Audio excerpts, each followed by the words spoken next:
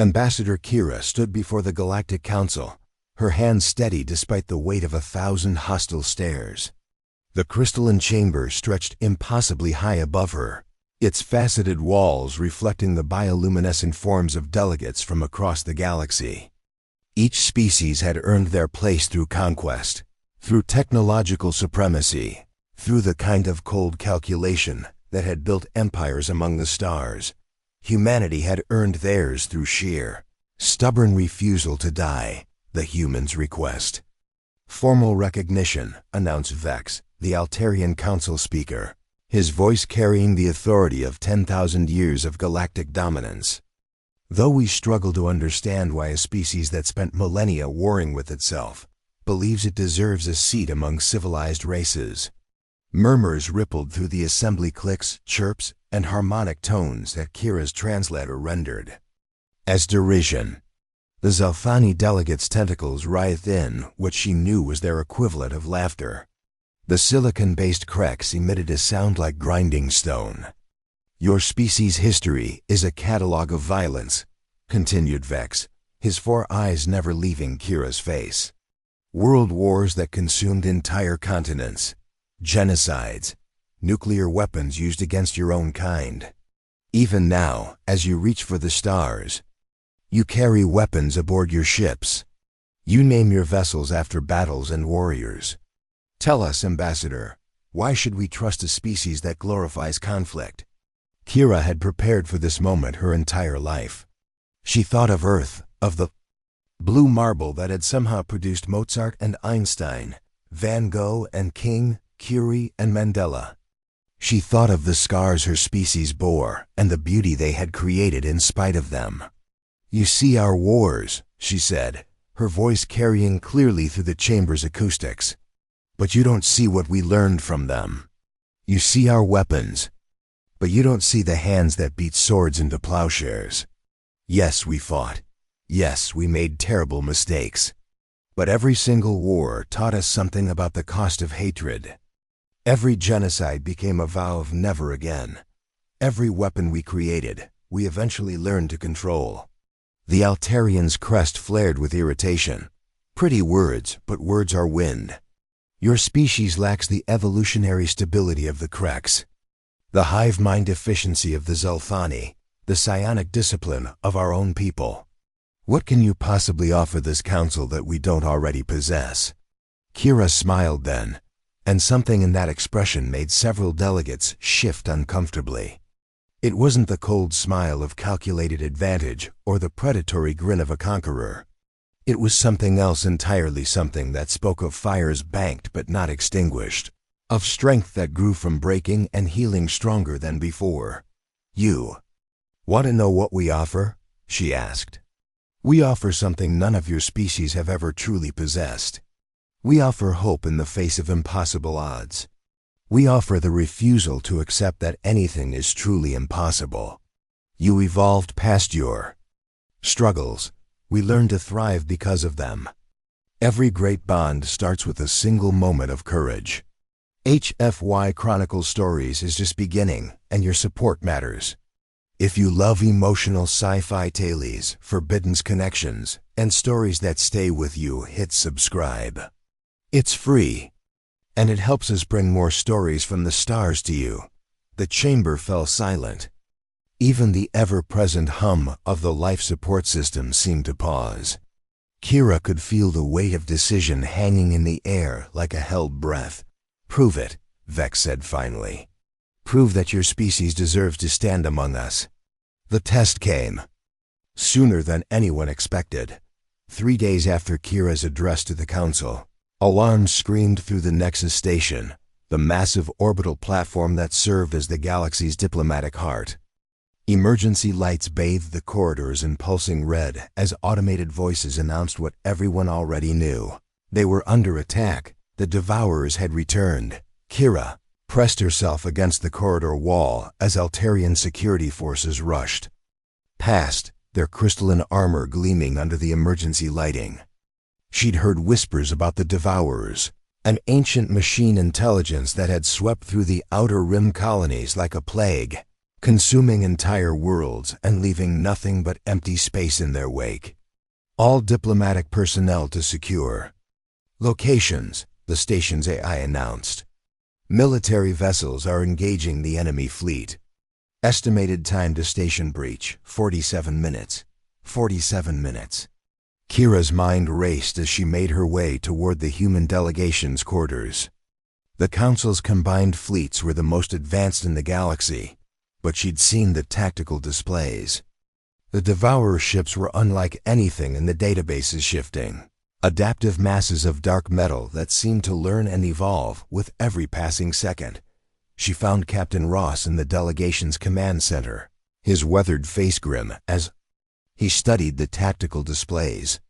The former military officer had been assigned as Kira's security chief, though both of them knew his real job was to keep humanity's ambassador alive in a galaxy that still viewed them with suspicion. "It's bad," Ross said without preamble.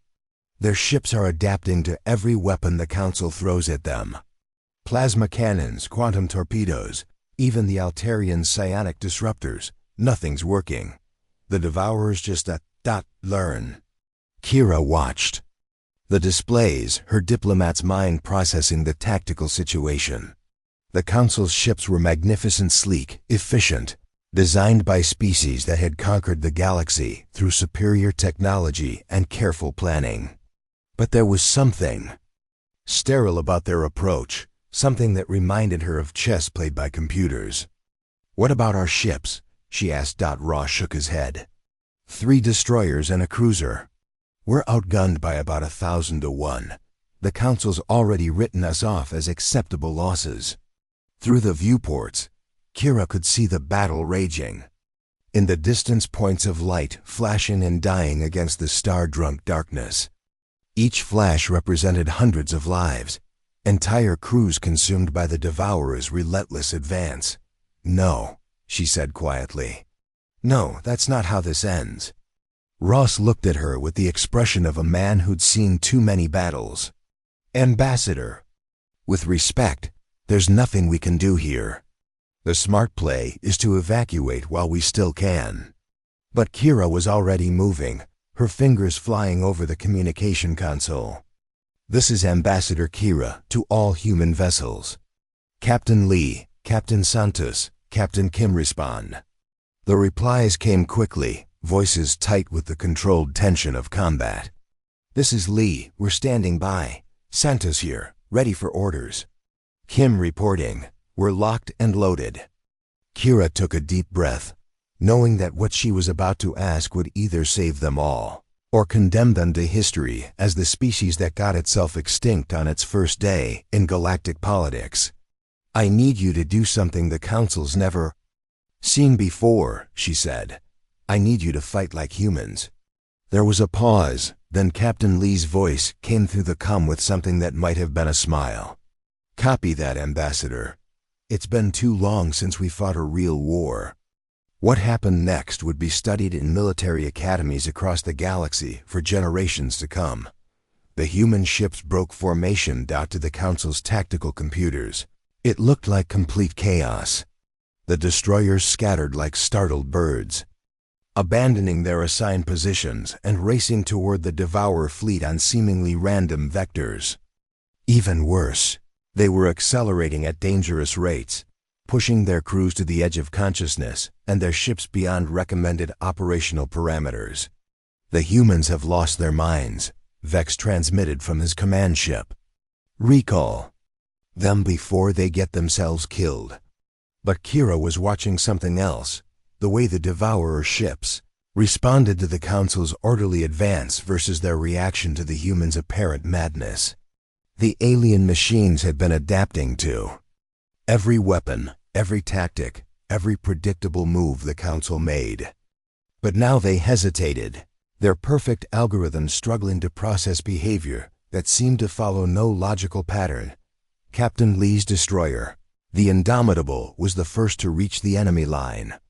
Instead of engaging at optimal range like doctrine demanded, he dove straight into the heart of the Devourer formation, his ship's armor ablaze with enemy fire. His crew should have been dead within seconds. Instead, they did something that no Galactic Navy had attempted in 1,000 years. They rammed. The Indomitable struck a Devourer ship at 30% light speed, her reinforced bow cutting through alien hull like a sword through silk. The explosion lit up half the system, taking out 3 more enemy vessels in the chain reaction. But Lee's sacrifice was just the beginning. Captain Santos came in on the enemy's flank, not with the measured precision of galactic naval doctrine, but with the desperate creativity of a species that had learned warfare from pirates and privateers, from guerrilla fighters and revolution leaders. Her ship Hurricane launched every missile she carried, then used the empty tubes as improvised cannons, firing chunks of her own hull as projectiles. The Devourers tried to adapt, their ships shifting and changing to counter each new attack. But how do you adapt to insanity? How do you counter a species that treats its own ships as expendable weapons? Captain Kim's cruiser Defiance was running low on ammunition when she made her own choice. Instead of retreating, she dove toward the station's defense grid, broadcasting on all frequencies. "This is Kim to all Council vessels. The humans are showing you something your ancestors forgot. Sometimes the only way to win is to be willing to lose." She fired her ship's entire reactor core at the largest Devourer vessel, turning her cruiser into a guided missile. The explosion was visible from 3 star systems away, on the observation deck of Nexus Station. Kira watched her people die and felt something break inside her chest. But alongside the grief was something else, a fierce pride that burned like a star. "They're insane," whispered a Zelthani observer. "They're throwing their lives away." "No," Kira said quietly. "They're showing you what it means to be human." The tide of battle was turning. The surviving Devourer ships, their adaptive algorithms, overloaded by tactics that made no mathematical sense, began to withdraw. For the first time in recorded history, the ancient enemy was retreating, but the cost was everything. In the aftermath, the Nexus Station's medical bay became a temple of sorrow and wonder. Of the 4 human ships that had engaged the Devourers, only one had survived Captain Santos's Hurricane, so badly damaged that she'd need months in space dock before she could fly again. 3 crews were gone, vaporized in explosions that had lit up the darkness between stars. But their sacrifice had done more than just drive off the Devours. Kira found herself surrounded by representatives from a dozen species, all of them asking the same question in different ways. "How did you know? How did you know that madness could triumph where logic failed?" "It wasn't madness," she explained to the Krex ambassador, whose silicon-based physiology made emotional displays impossible, but whose questions betrayed a deep curiosity. "It was something your species forgot when you became perfect. It was desperation channeled into purpose." The Council's own tactical analysts were poring over the battle recordings, trying to understand how the humans had done it. Their ships hadn't been superior, if anything. They'd been embarrassingly primitive, compared to the crystalline perfection of Altarian vessels or the biomechanical integration of Zelthani craft. But they'd won. More importantly, they'd shown the galaxy something it had never seen before. A species that could succeed, not despite their flaws, but because of them. Ambassador Vex found Kira in the Memorial Garden, where she was placing flowers for the crews of the 3 destroyed ships. The Altarian's usual composure seemed cracked, his 4 eyes reflecting something that might have been uncertainty. "You're Captain Lee," he said without preamble. He had 17 seconds to reverse course before the collision. "Our computers confirm it. He could have survived." Kira didn't look up from the simple white roses she was arranging. Yes, Captain Kim's reactor core ejection was equally deliberate. She had multiple opportunities to choose a less terminal solution. Yes, and yet they chose to die. Now Kira did look up, her eyes meeting his. They chose to win. There's a difference. Vex was quiet for a long moment, his crest flickering through colors that her translator couldn't interpret. Finally, he spoke again. The Council has been debating for centuries how to defeat the Devourers. Our greatest minds, our most advanced computers, all of our technological superiority, none of it was enough.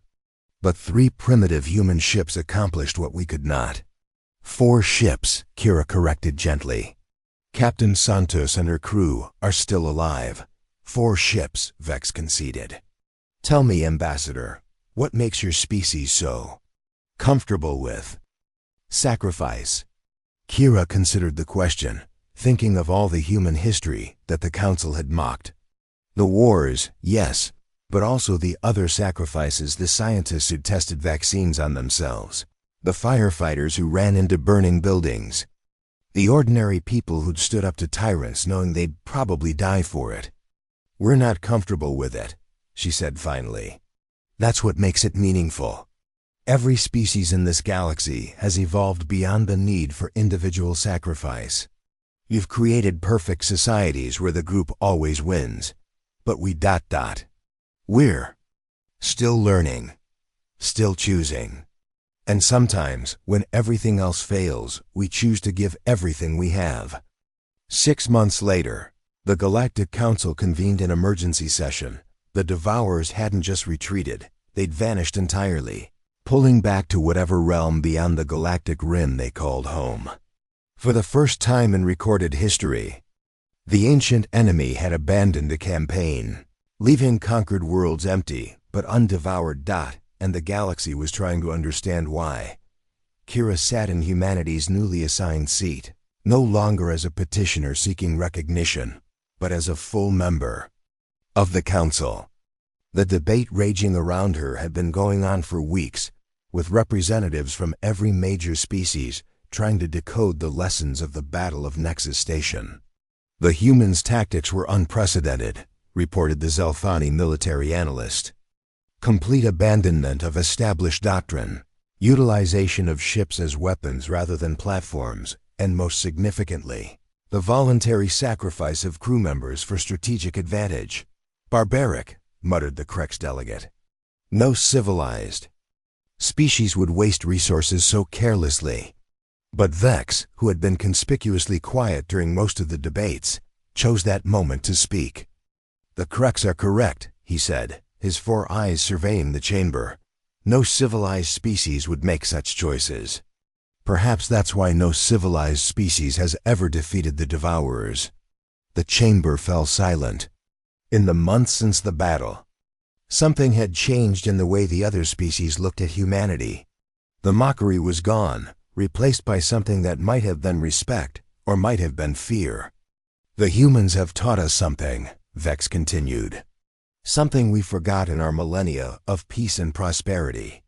They've reminded us that evolution isn't just about becoming better. Sometimes it's about retaining the capacity to become desperate. Kira rose from her seat, feeling the weight of the moment. If I may, she said, and the chamber turned to hear her words. My species didn't defeat the Devourers because we're superior. We defeated them because we're still capable of surprise even ourselves. Every war we've fought, every mistake we've made, every tragedy we've endured has taught us one thing. When the universe demands everything from you, sometimes the only answer is to give it willingly. She paused, looking at the faces around her, crystalline, tentacled, and gaseous beings who had built an empire on the certainty of logic and order. You've built something beautiful here, she continued. A galaxy where war is rare, where conflicts are resolved through diplomacy, where every species has found its place. But you've also built a galaxy that's forgotten how to fight for something greater than itself. The Altarian Council speaker's crest flickered through several colors before settling on what Kira had learned was a sign of deep thought. What are you proposing, Ambassador? I'm proposing that we remember, Kira said. I'm proposing that we prepare. The Devourers may be gone for now, but they'll return. And when they do, they'll be expecting the galaxy they've always known, predictable, logical, civilized. She smiled then, the same expression that had unsettled the delegates months ago. They won't be expecting what we can become if we learn from each other. The vote was unanimous. Within a year, the first joint training exercises would begin. Council ships learning to fight alongside human vessels, their crews discovering that chaos and order could create something stronger than either force alone. The galaxy's great military academies would add new courses on creative tactical thinking and acceptable loss doctrine. But more importantly, they would learn to honor the memory of Captain Lee, Captain Kim, and Captain Santos's crew, the humans who had shown them that sometimes the greatest victory comes not from superior technology or perfect planning, but from the simple willingness to sacrifice everything for those who come after. Devourers had mocked humanity's history of warfare and violence. Now, as the galaxy prepared for their inevitable return, that history was becoming everyone's future.